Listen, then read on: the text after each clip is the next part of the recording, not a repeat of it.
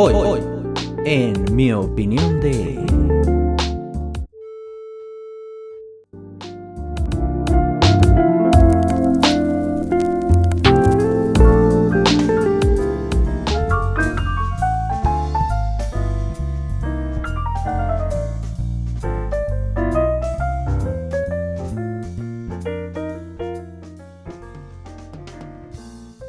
Bienvenidos sean a escuchar mi opinión de... Esta vez hablaré desde un punto de vista que trato de ocultar al público, porque podría resultar aburrido para unos, también porque en otros, como en su servidor, provoca miedo. No diría que miedo, más bien terror. Es un miedo que perdura y sé que después de que termine de escribir este guión, seguiré con la paranoia. Pero cambiemos el ambiente, porque el acostumbrado jazz tranquilo de fondo no va muy bien con este tema.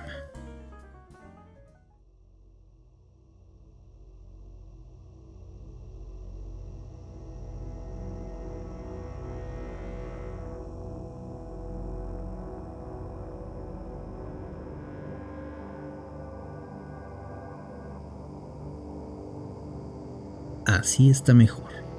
Como ya lo vieron en el título, es de un mito que podríamos llamar moderno o relacionado con el fenómeno ovni. Desde una edad temprana he sentido una inclinación por los fenómenos paranormales.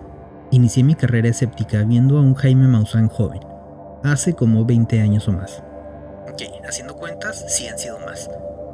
Recuerdo tener cerca de 7 u 8 años cuando Maussan presentaba sus videoinvestigaciones, videos de ovnis. Tercer Milenio se llamaba el programa, o no sé. La verdad no sé si la fecha siga vigente. Esto cambió con el internet.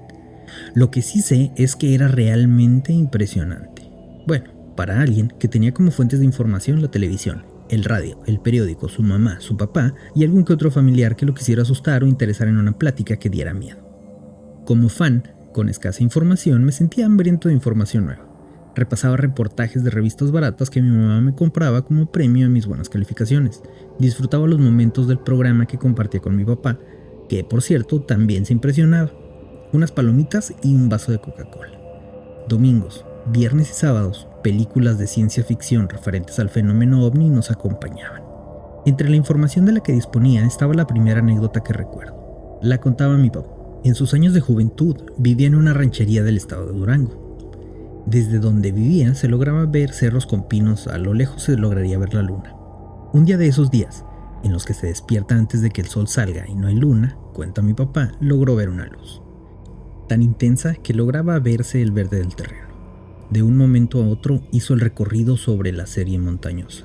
En 2 segundos recorrió cientos de kilómetros. Luego regresó al punto inicial, se detuvo un momento y continuó sobre la cadena montañosa hasta desaparecer. Uno podría pensar que era el tren. Sin embargo, es imposible que un tren realizara ese movimiento. Un helicóptero es igualmente improbable. He de ser sincero, le tengo miedo al contacto extraterrestre. Nunca he visto ningún fenómeno ovni. No podría decir lo mismo de algún otro tipo de fenómeno como apariciones anormales. Algo que me llama la atención son los hombres de negro. Dentro de la cultura se popularizó la imagen de la agencia secreta que trabaja independiente de cualquier gobierno, controla los asuntos referentes al fenómeno ovni y los contactos de todos los tipos. Son una agencia de contención, son también una agencia de tecnología, conocen los secretos del universo y se encargan de ser mediadores con la inteligencia extraterrestre que contacta la Tierra. Son, en otras palabras, los representantes de la Tierra en las afueras de la atmósfera. Esta es una teoría elegante. Pero existe algo más turbio acerca de esta teoría que Hollywood dulcificó para nosotros.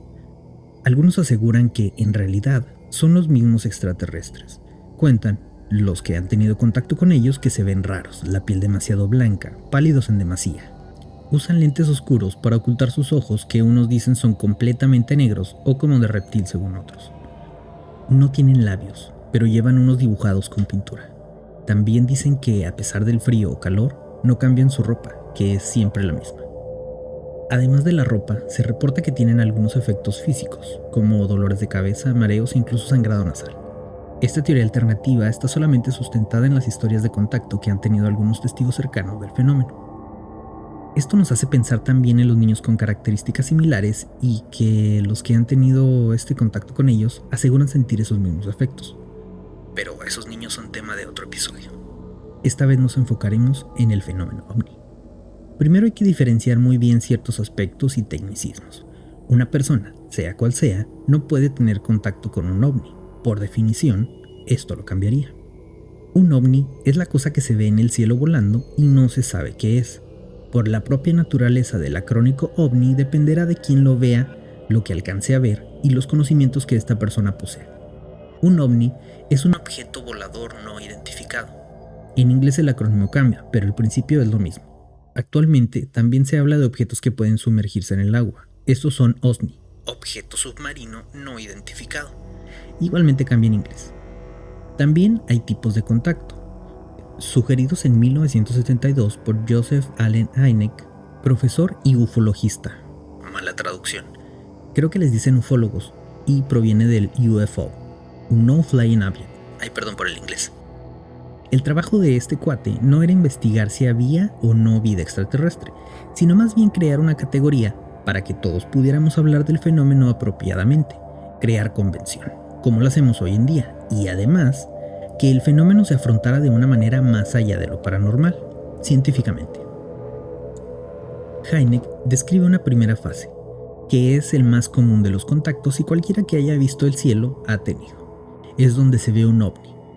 No se haga el que no, todos hemos volteado al cielo y hemos visto algo que no sabemos qué es, pero asumimos es un avión, un helicóptero, un globo, un dron o un satélite. La segunda fase es un acercamiento más estrecho. Apuesto que más de uno ha escuchado de las marcas en cosechas, animales perdidos o sin vida con señales extrañas. Todo esto y las interferencias en artículos electrónicos entran en esta segunda categoría. Para ponerlo en palabras formales, es un avistamiento con algún cambio físico en el entorno que no se puede explicar de manera racional. Esta es más complicada, pero aún así sigue siendo muy común. Mayormente se debe a la incapacidad del ser humano de entender el funcionamiento de ciertos fenómenos. La tercera fase es la que me da miedo, un chingo de miedo. Es cuando, además del ovni, se tiene el avistamiento de figuras biológicas. Originalmente se les dio el nombre de seres animados, para evitar la controversia de si son extraterrestres, alienígenas o marcianos. Y no son marcianos a menos que vengan de Marte, lo cual es sumamente improbable. Actualmente, por la necesidad de tener una clasificación más cerrada, se han definido otros tipos de encuentros. A partir de la tercera fase se pueden encontrar 7 tipos más, que van desde el avistamiento de los seres animados hasta la abducción, con una serie de pasos intermedios para contar un total de 7.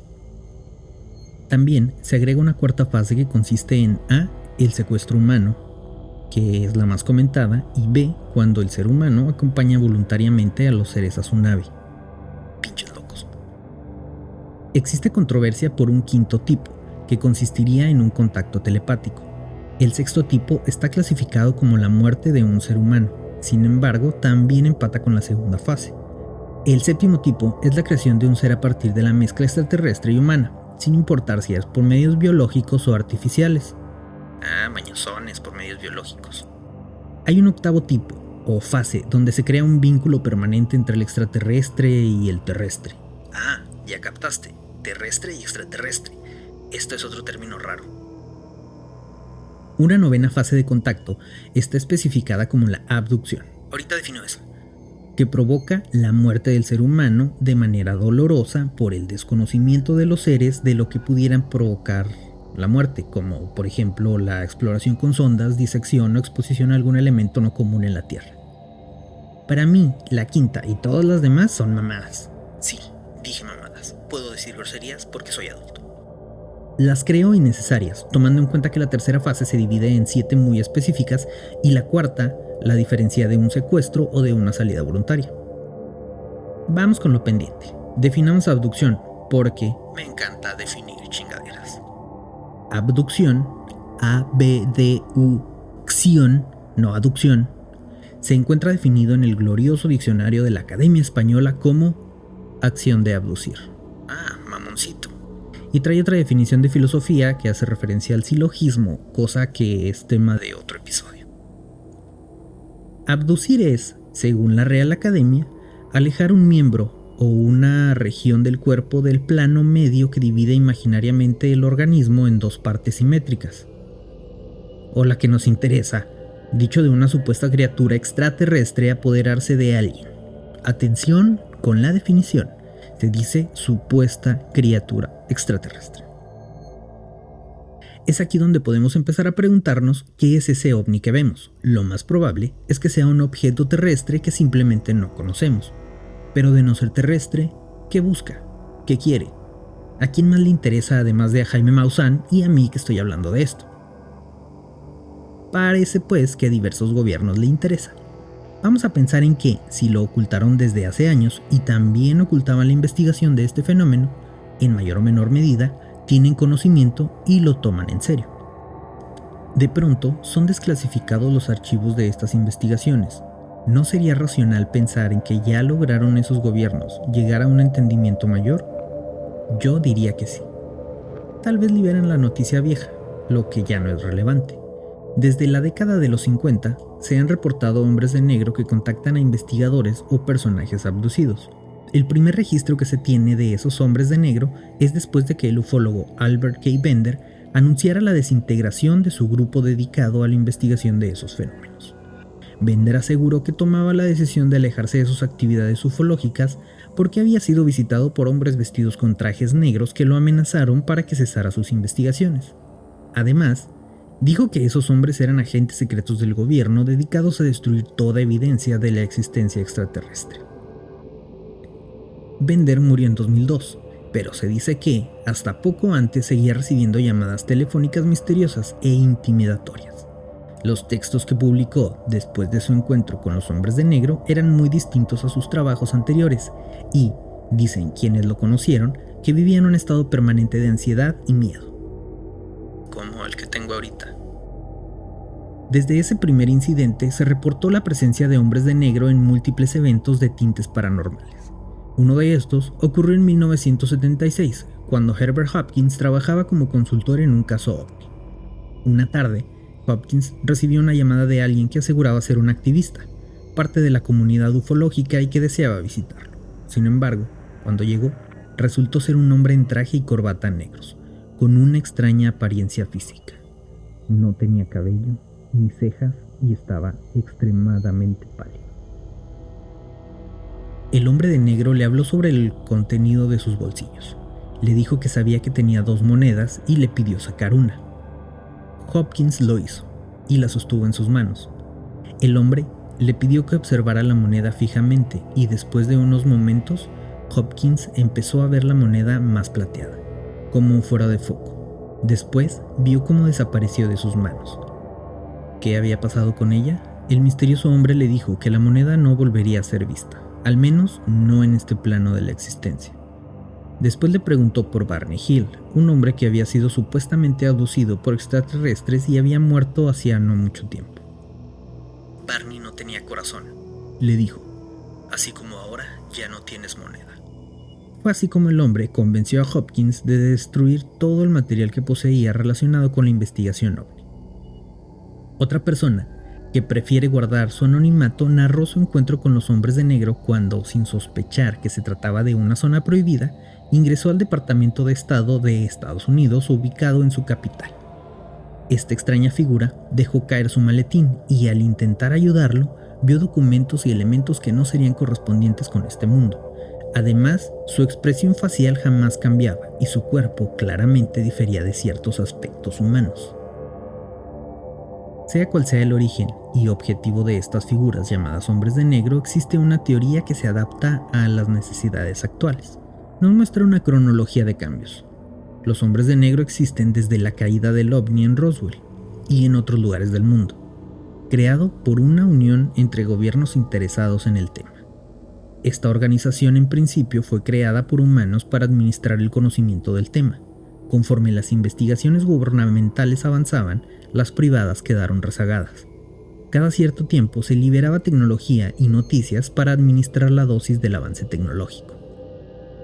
Con el paso del tiempo se logró encontrar la vida inteligente extraterrestre y con ello se entabló la comunicación con la vida extraterrestre. Al tener contacto estrecho y directo, se crearon acuerdos que beneficiaban a las dos partes. Entre los acuerdos fue la ayuda mutua. Para los gobiernos, fue la integración de estas criaturas que parecen humanos. pero no lo son, y que tienen habilidades útiles para la tarea que realizan: control mental o manipulación de recuerdos. De la misma manera, se le ofrecen recursos de la Tierra a estos seres para sus investigaciones. Gracias a esta unión, los hombres de negro algunas veces son descritos como humanos uniformados y otras veces como humanoides igualmente disfrazados.